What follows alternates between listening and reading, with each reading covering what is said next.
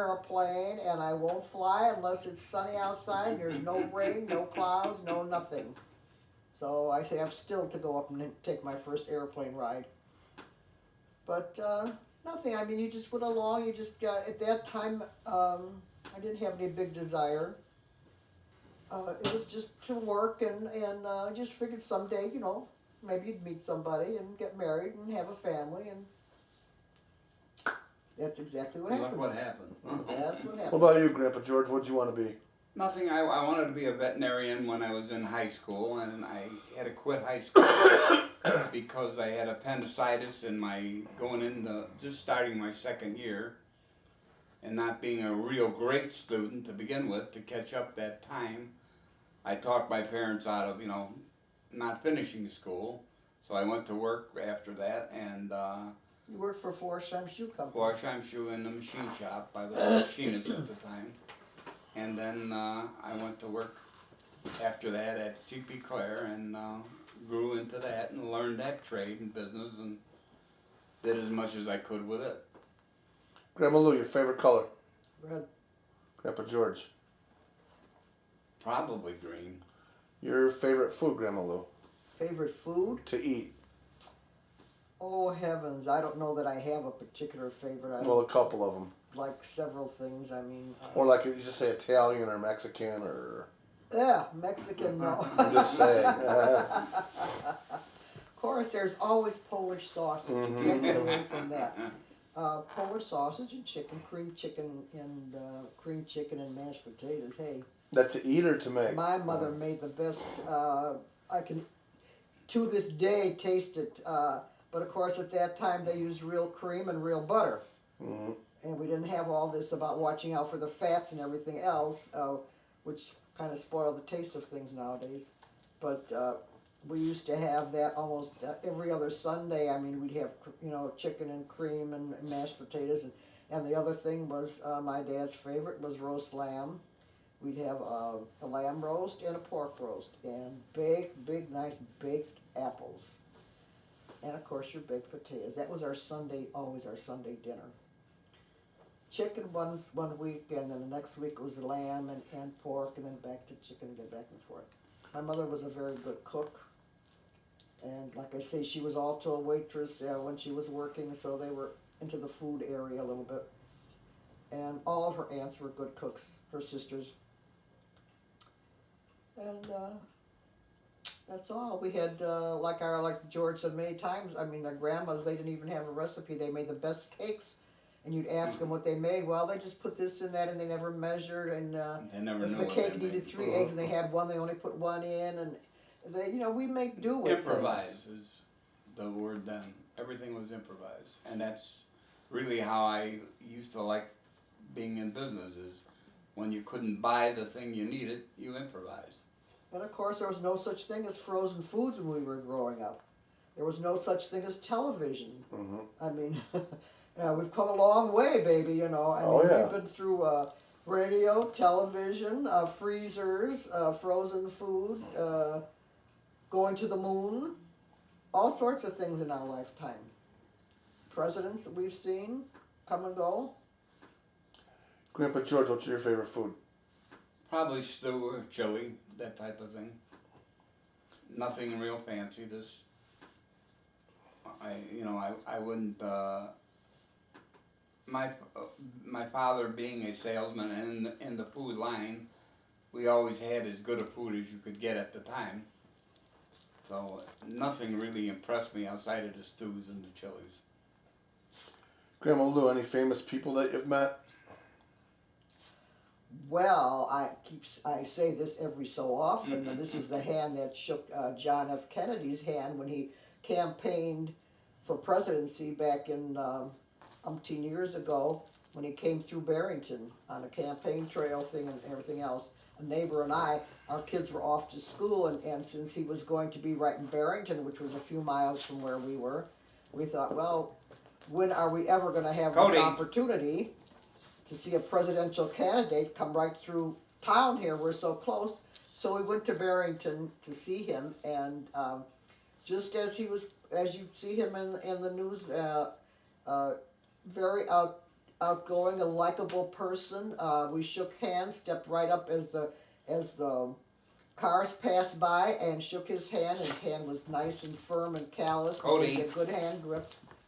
So that was the only really, I can say, famous person that I ever came in contact with. How about you, Grandpa George?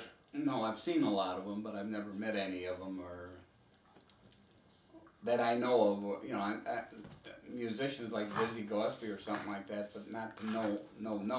Yeah. But Oh, we've seen several, like when at that time you could go downtown to the Chicago Theater. They had it was a stage show, and we've seen like Harry James and Betty Grable perform on stage. I've seen. yeah, but you didn't know them. But you didn't No, know. I just said meet them, just, yeah. You've seen a lot of Yeah. these. Very. At that time, you could go downtown, and there was no such thing as. When one show was over, the lights went on and everybody left the theater. You could sit in the theater all day long for one price when you went in if you wanted. And when you go to the stage show, you could stay and see them time and time again. And that was a better time. You saw some of the comics come out on this. I mean, it was wonderful. I never was impressed by anybody too much. Still am not. What can you tell me about Diane growing up? Oh, Dicey. All of them. That was a good time. That was the time of when the kids grew up. They probably don't remember it that way, but I do. I never liked a quiet house. I always liked a lot of noise in the house where they were playing Crayolas all over the floor and all that goofy stuff. And they were just kids, and I would say every one of them were as good as you could get. They all got into their own little. Well, give me some dirt on her. Why don't you tell me about when she fell off a car or something? Oh, that's when she was older. We're talking about when they were littler, growing up. Yeah, anything like that though. They had the fun time outside, playing in the trees, running around. They really no weren't cars. that bad. You know, I mean, their problems were very minor. They were just kids.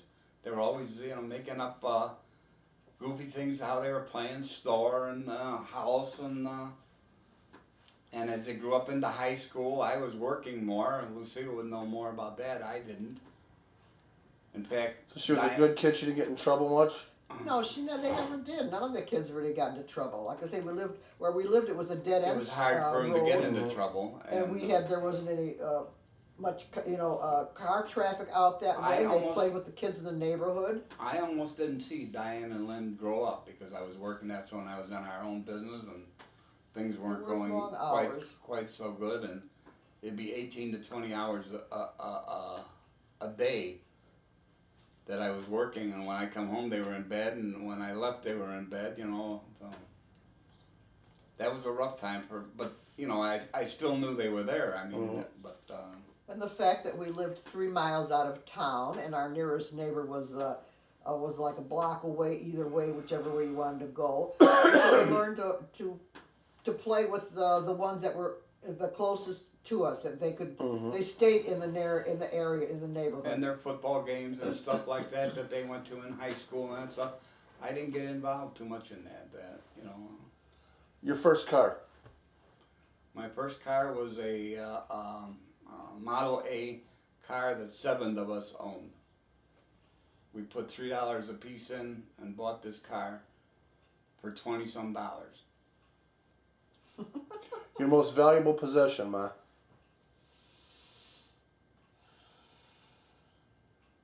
Doesn't have to be monetary, but the one that you prize the most.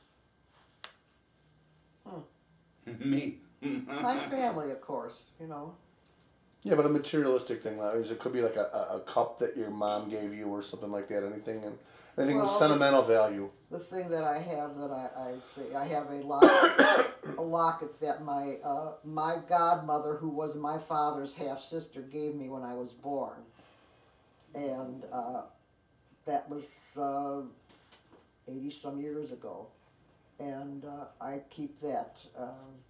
That's the one thing that I have priced in it. How about you, George? The only thing I have of sentimental value is a little piece of thing on my keychain of my mother. I am not sentimental at all. I have nothing that, outside of my kids and that stuff, nothing that I can think of that. What was it, sort of little medal, It was a little thing on the keychain that was like a medal. Yeah. religious medal, yeah. Real quick, we gotta wrap it up here.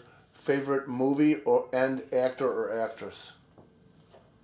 Oh heavens. I have to say favorite movie is The Quiet Man. And It's John Wayne, right? John Wayne and Maureen O'Hara. Okay. And I don't have a favorite actress or actor. There were so many good ones at the time when I was growing up that I don't have really a favorite. Same one. Yeah, I knew Why? that. No, that was it. And kind Anything else you guys can think of that you want to add to this, or? No, just that no, just that we had we figured we had a good life. good life together. And proud of all our kids. And now, how long you guys been married to each other? It You was just missed it by a day. 58 years this May 1st. Mayday, Mayday, Mayday. 58. 58 years. And I And think that we was had a- Well, I would have come by, but I figured you guys were at the immigration march in the city, so.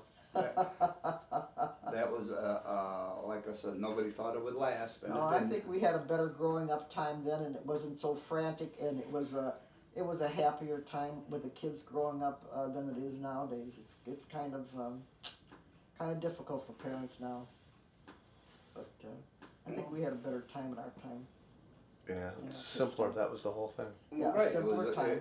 it wasn't as well educated. It wasn't as, everybody didn't know everything. I think sometimes the more you know, the more the worse less it is. you actually know. When we know just a little bit too much, Alright. But outside of that, we had a good life. Well, good. I wanted to thank you guys for doing this. Okay. I just wanted to have it so that. Thank you, and I hope you enjoy Oh yeah, the knowledge that we've given you. yeah, and it's for the kids too, and for hopefully it'll be my grandkids and great grandkids. How many grandkids you guys got? So far, it's only 13, I think. And still be, Steve is still working on it. So Is right, that I the was good just number thinking. 13? Yeah. Is that the bad number? Somebody better get busy. All right. Well, thank you very much. You're welcome.